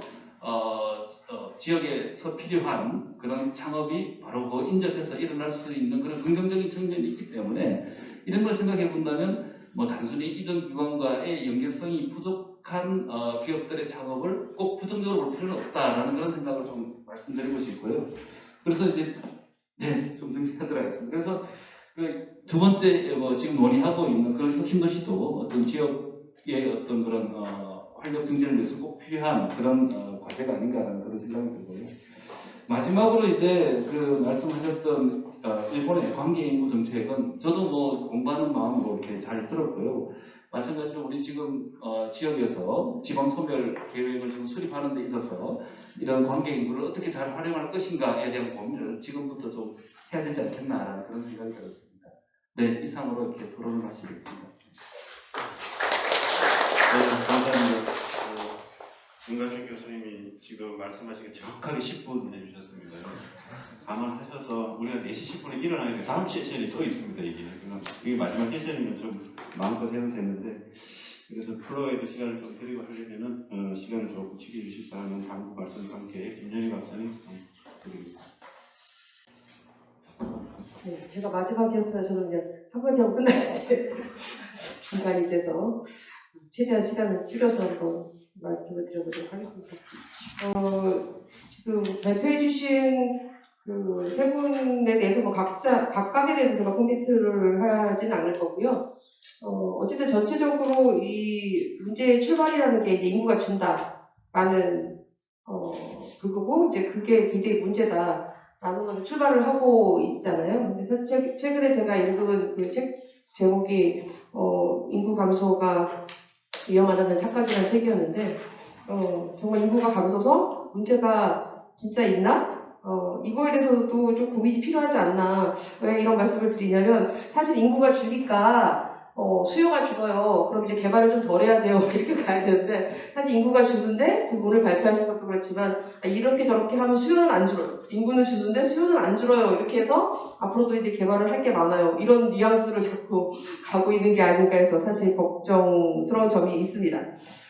그래서 인구가 주는 게 정말로 위험한가에 대해서도 한 번쯤은 고민해 봐야 되지 않을까. 특히 그 공공시설이나 이런 부분들이 주는 것에 대해서 사실 저희가 그 개발기에는 이 공공시설이 부족하다. 인구가 증가하고 있으니까 기반시설을 양적으로 굉장히 많이 늘렸거든요. 저도 뭐 예를 들어서 뭐 커뮤니티 시설이나 이런 걸 이용하지만 질적으로 충분히 만족스럽지 않아요. 프로그램이라던가 접근성 확실히 개선된 부분이 있지만 그럼 이런 기회에 그런 이제 공공시설이나 기반시설의 양적 증가에서 이제 질적 고려하는 지점으로 왔다라고 긍정적으로 볼 수도 있는데 이제 이거 만들어 놓은 기반시설이 다 이제 쓸데없이 된다. 뭐 이런 식의 자꾸 이제 문제 의식들을 갖고 계시니까 이런 부분에 있어서 인구가 주는 거에 정말 문제가 뭘까에 대해서는 고민이 좀 필요한 것 같고 그것과 관련해서 사실 인구가 준다는 거에 기본적인 그 기준이 주민노동 인구입니다. 아까 이제 두 번째 김은하 박사님도 말씀하셨고 세 번째 정수경 박사님도 말씀하셨지만 사실 저희 인구라는 게 그 주민 등록 기준을 갖고 있는 정주인구만을 얘기하고 있지 않습니다. 특히 석취도시 같은 경우에는 생활인구나 유동인구 또 이제 지금 말씀하신 관계인구 이렇게 인구의 유형들이 좀 달라지고 있고 특성이 달라지고 있는데 그것보다 주민등록 기준으로 인구가 주는 거에만 초점을 맞추면 계속적으로 그 실제적인 현실의 문제를 보기가 되게 어렵다. 어떤 점이냐면 아까 이제 마 교수님이 그 모델을 설명하시면서 몇 가지 그 샘플을 제시하신 게 있으셨어요. 예를 들어서 서천 같은 경우 서천 어메니티 마을도 있고 뭐 군위에 KNU 빌리지도 있고 근데 이제 이런 부분들을 보시면 이제 공공임대주택이나 이런 부분들은 다 이제 그 조건들이 붙습니다. 예를 들어 뭐 당연적 2년 이상 거주 이건 이주하면 2년 전에 이주를 해야 됐거나 아니면 또 조건이 붙는 게 오는 건 좋은데 오자마자 이제 주민등록을 이전해야 된다라는 전제가 있는 거죠. 그런 거주 기간이나 거주 기준이라든가 소득 기준에 대한 제한 조건들이 있습니다. 저희가 굉장히 좋은 뭐 마을이나 모델을 갖고 있다고 하더라도 공공회사에 접근을 하게 되면 그런 제약들이 존재하기 때문에 저희가 당초에 생각했던 이런 사람들이 이런 기능을 갖고 있는 것들이 들어가면 좋겠다라고 하는 게 실현되는 데는 굉장히 좀 제약들이 있다라는 말씀을 드리고 싶고 또 하나 이제 지역 부분들을 되게 많이 하시잖아요. 중앙여권 생활권이나 이런 부분들을 하시지만 이게 이제 개발로 가게 되면 저희가 보통은 교통이라든가 SOC 결절지를 중심으로 해가지고 이제 기능들을 얘기하는데 그 기능들을 얘기하는 건 그냥 결과론적인 거고 거기에서 당연히 이제 기능들이 거점이 있는 곳에 수요가 있겠죠. 근데 만약에 저희가 거기에 새로운 뭐 정책이나 개발을 하려고 하면 사실 그런 교통 결절지들은 굉장히 땅값이 비싸잖아요. 그러니까 개발 비용이 굉장히 높죠. 그래서 사업이 불가능해요. 그러다 보니까 당연히 연구들 보면 거점이 여기라는데 실제로 거기에 뭔가를 기능적인 걸 연계하는 사업들은 엄한 데 가게 되면 그래서 이게 참 분석을 해서 지역권을 구분하는 게 저희는 여전히 개발 가능지의 개념을 갖고 있는 나라에서 이런 지역 기분이나 여기가 기능 거점이니까 여기다 좀 더 투자해야 돼요 라는 게 실질적으로 정책이나 제도로서 만들어지는데 굉장히 제약이 있다. 특히 이제 일본 사례들이 축소도시 관련해서 굉장히 많이 한국에 들어와 있습니다. 그런데 어쨌든 그 시작, 아까 말씀드린 2008년을 기점으로 이제 일본이 변하게 된 결정적인 그 계기는 당연히 부동산 버블로 이제 땅값이 폭락을 했고, 그래서 정말로 이제 다른 방법은 없구나, 개발은 더 이상 안 되는구나 라는 그런 출발점에 사실 일본 사례들이 나왔는데 계속적으로 일본 사례를 갖다가 한국에 얘기해봐야 여전히 아직 한국 사회는 부동산이 폭락하지 않은 상태이고 여전히 그래서 하시는 분들이 사례를 갖고 온다고 하더라도 이게 한국에 적용하기 굉장히 제약이 있다. 그렇다고 저희가 부동산 폭락하기를 바랄 수는 없지 않습니까? 그렇기 때문에 그대로 가져오는 데는 분명히 제약이 있어서 그런 한국적인 특성이나 이런 것들이 좀 고려돼서 정책이 마련되어야 된다라는 부분을 또 말씀드리고 싶고, 사실 아까 이제 인구 감소 지역 관련해서 이제 윤 교수님도 말씀을 하셨지만 그런 결정들을 이제 각 지자체가 우리가 인구가 주는데 어떤 지자체는 우리 인구가 다 줄어서 마지막 한 명이 살아날 때까지 그렇게만 살다가 이 지자체 문을 닫겠다 이런 의사결정을 할 수 있으면 좋은데 그렇지 않거든요. 뭔가를 해야지만 돈을 줘요. 아무 짓도 안 하겠다고 아니면 지금 있는 인구랑 즐겁게 우리는 그냥 이 지금 있는 인구랑 즐겁게 살아보겠다 이러면 사실 국가가 돈을 주지 않기 때문에 그래서 돈을 주는 그런 게 되다 보면 당연히 아까 말씀드린 수요를 생각해야 되고 수요를 생각하게 되면은 그런 개발에 대한 것들을 억제할 수가 없기 때문에 관점들의 전환이 좀 필요한 부분도 분명히 있다라는 말씀을 드리고 싶고 그것과 관련해가지고 이제 저희가 이번 정부에 되게 우연치 않게 이 관계 인구라는 게 갑자기 붐이 된 건 아니에요. 이제 옆에 계신 이종호 박사님도 한 2, 3년 전부터 관계 인구에 대해서 굉장히 많이 연구들을 하셨고 그런 부분들이 이제 행안부에서도 올해 이제 관계 인구 관련된 사업들을 모색할 만큼 한국에서도 관계 인구라는 게 굉장히 많이 좀 확산이 돼 있고 이번 정부에서는 특히 그 로컬 크리에이터라는 개념으로 로컬 브랜딩을 얘기하고 있고 그거에 기반이 되는 개념이 관계 인구입니다.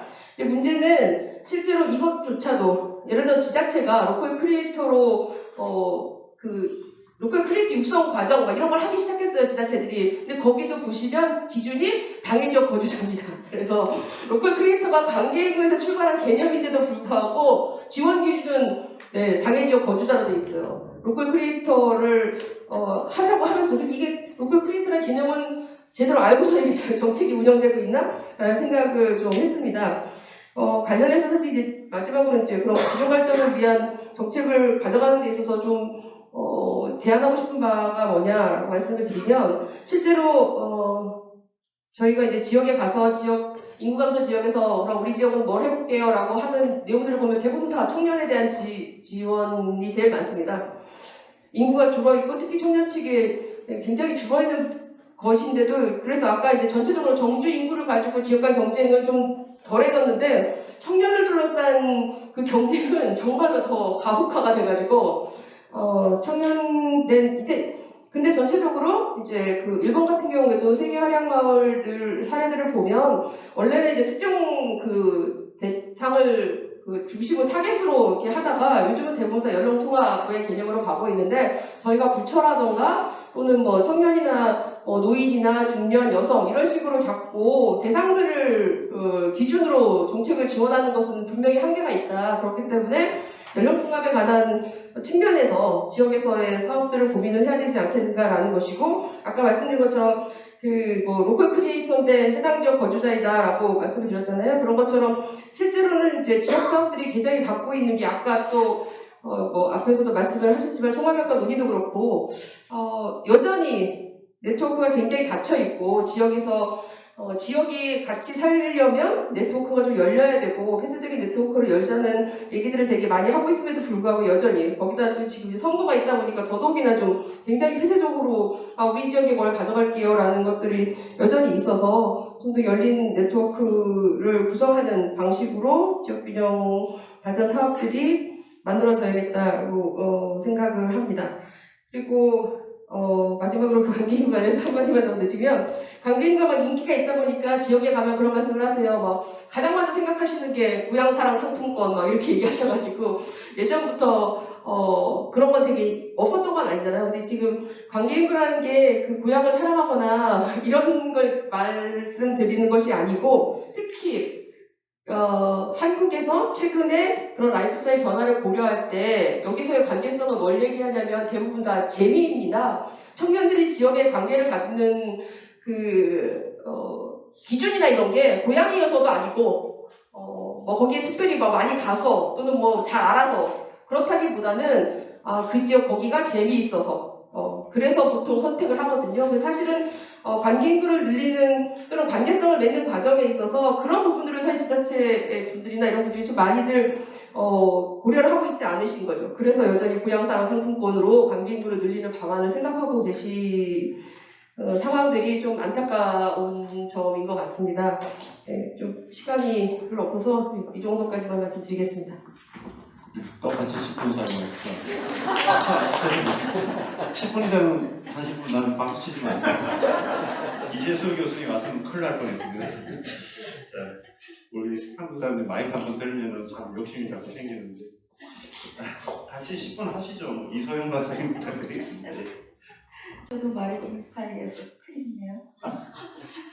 오늘 너무 발표 잘 들었고요. 사실 너무 반가운 연구들이었습니다. 제가 이 세 가지 관련된 분야 연구를 다 해봤거든요. 그러니 제가 이렇게 깊이 있는 연구를 보면은 너무 사실 반가워서 잔뜩 적어놨는데 싹 다 지우고 약장수 모드로다가 일반적인 브로그 질문이 많았거든요. 궁금한 게 좀 있어서. 근데 그거를 들을 수 있는 시간은 안 될 것 같아서 이 기회에 저희가 학회잖아요. 저희 항상 우리 마강래 교수님께는 많은 것들을 배우는데 오늘은 이 기회가 아니면 언제 한번 까보겠습니까? 마 교수님만 까야 돼요. 왜냐면 나머지 두 분에 대해서는 제가 질의를 한 거여가지고 빅데이터 분석 저희도 지금 지방소멸 관련돼서 시군으로 소비데이터에 관련된 분석을 하고 있어서 좀 한계나 이런 부분들이 좀 궁금했던 부분이 있었기 때문에 나중에 혹시 시간 되면은 그 한계점에 대한 부분들 좀 듣고 싶고요. 거주강소 지역권에 관련해서 사실은 오늘 균형발전 방향에 대해서 지역 주도성이라고 이야기했잖아요. 너무 사실 상당히 중앙 집권적으로 방향을 써주셔가지고 어디서부터 어디까지 이걸 까야 되나 한참 까야 되는데 일단 가장 크게는 마지막에 이제 중앙정부 사업연계성이라고 되어 있는 그 중에서 상당 부분 많이 지방으로 이양돼 있다.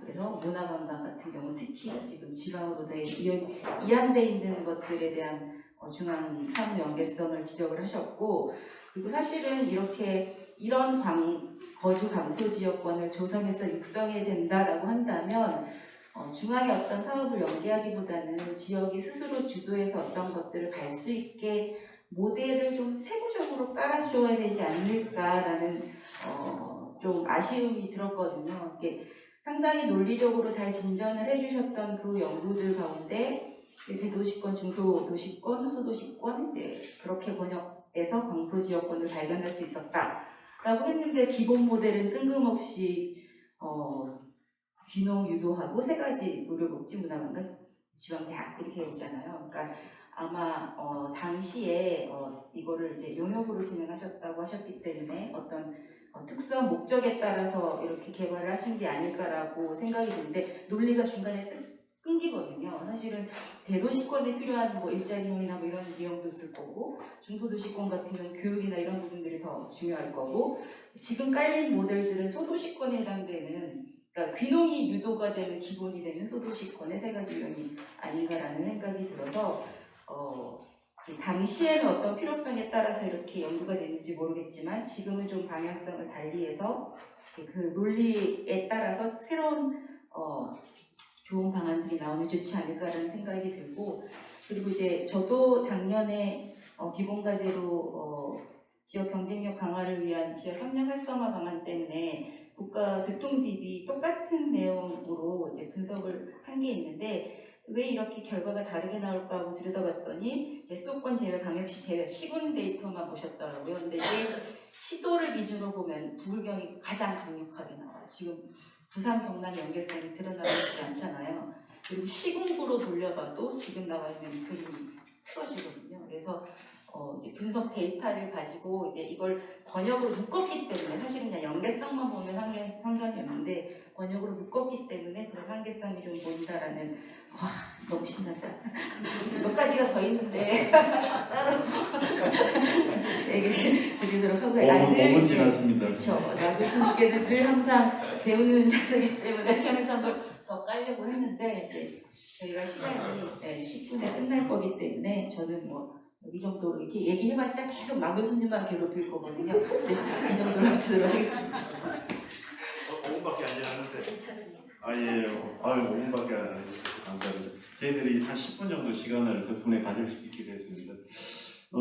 세 분 토론자께서, 지적 토론자께서 토론을 해주셨습니다. 주로 실무적으로 현실적으로 또 적용하는 데 있어서 한계점이나 문제점도 제시해 주셨고, 심지어는 논문 심사처는 마 교수님에 대한 논리성에 대한 분석의 데이터의 그 구조에 따라서 다를 수 있다는 것, 충분히 그럴 수 있다는 공감을 할 수 있는 그런 자리였고요. 우리 김윤희 박사님은 처음에는 굉장히 공공서비스로 SOC의 패러다임 가치관 이래서 약간 굉장히 철학적으로 나가는데 결국은 평가센터장 하다 보니까 현실적인 얘기 나오는 것 같습니다. 그래서 실제로 그 투자하고 하는 데 있어서 한계점 이런 것들 하면서 어려웠던 그런 얘기도 해주시고, 그래서 세 번 발제하신 거에 대한 상당한 그런 도움되는 그런 메시지가 있었다고 보여집니다. 그리고 오늘 또 많은 여기 플로우에 계신 분들 중에 딱 한 분 가신 것 같아요. 중앙대학교 하성규 교수님 제 뒤에 앉아 계셨는데 나가셨습니다. 그래서 조금 마음이 가볍습니다. 혹시 이제 플로우 가질 수 있는 시간인 것 같습니다. 그래서 발제자분들이나 또는 토론자분들한테 혹시 사실 질문이나 있으면 예상하고 계십니다.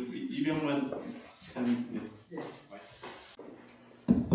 예, 세 분 발표 잘 들었고요. 제가 이제 짧게 부탁드리겠습니다. 좀 궁금한 게 있어서요. 실제 지역개발 사업에 이제 그 지역에서 사업을 할 때 제가 알기로는 이제 그 귀농하고 이제 기촌인구를 분석해 보면 귀농인구가 굉장히 절대적으로 그때 당시에 적었고 작년 데이터만 봐도 한 귀농인구는 한 4%밖에 안 되고 기촌인구가 한 96% 정도 이렇게 많거든요. 그래서 우리가 수요를 고려를 해서 사업을 하다 보면 이게 이제 그걸 따질 수밖에 없는 상황인데, 여기에 지금 마 교수님이 얘기하시는 거에 기본 모델을 귀농 유도형 거주 강수 지역이라고 해서 이렇게 한 특별한 이유가 있는지 궁금해서 한번 여쭤봅니다. 답변 주시죠. 네. 귀농이라는 표현을 했는데요. 그건 귀농, 귀촌 모든 것을 다 포함한 개념입니다. 네. 예, 감사드립니다. 또 혹시 다른 분 질문이나 하실 말씀 있으십니까? 원장님, 최공문 부회장, 없으시고, 그러면 이제 두 분 없으시니까 나머지 분 편안하게 질문 주시고 의견 주시면 됩니다. 없으신가요? 제가 이게 많을 것 같아가지고 토론자들을 막 짧게 꼽줘야 하는데 네. 그럼 5초 동안 질문이 없으면 없는 걸로 하고 마무리 멘트 들어가도록 하겠습니다. 예, 감사합니다. 세 분 지정 토론자께서 토론을 잘 해주셔서 추가적인 질문은 없는 것 같고요. 오늘 저희들이 기획 세션으로 준비했던 지역 균형 발전을 위한 지방 강소도시 발전 전략에 참석해 주신 우리 세 분 발제자님들 발제해 주신 거 감사드리고요. 또 세 분 토론자께서 토론해 주신 감사드리면서 오늘 우리 LH 토지주택 연구원에서 주관한 네 번째 기획 세션. 오늘 이수영 박사님이 마감내 교수님을 깠는데 예. 마감내 교수님 답변 한 번은 들어야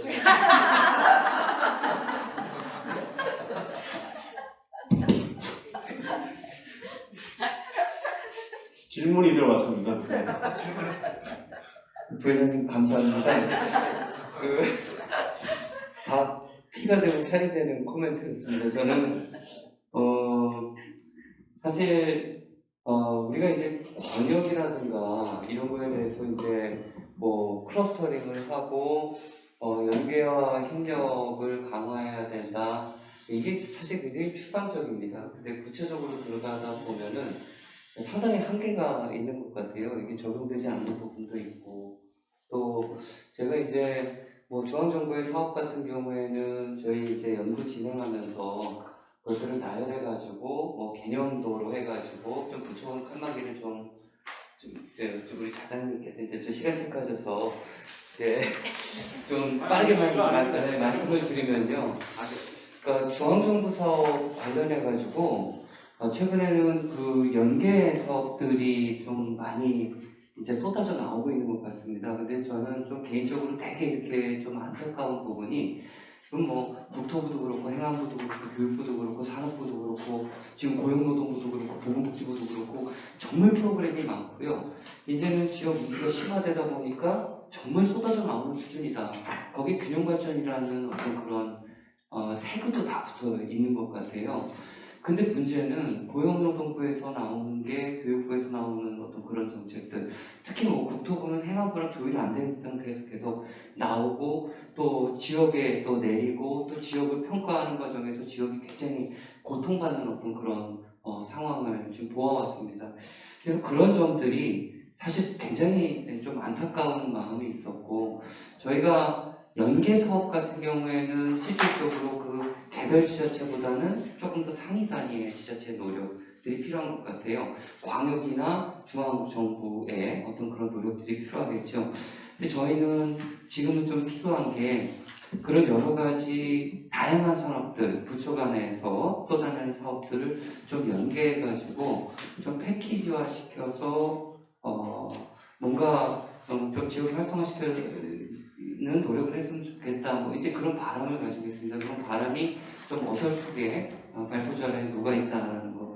이수영 박사님 저기 어제 꿈자리가 약간 뒤숭숭했는데 이렇게 좀 좋은 말씀을 해주셔서 감사드린다는 말씀드립니다. 네, 고맙습니다. 네, 감사합니다.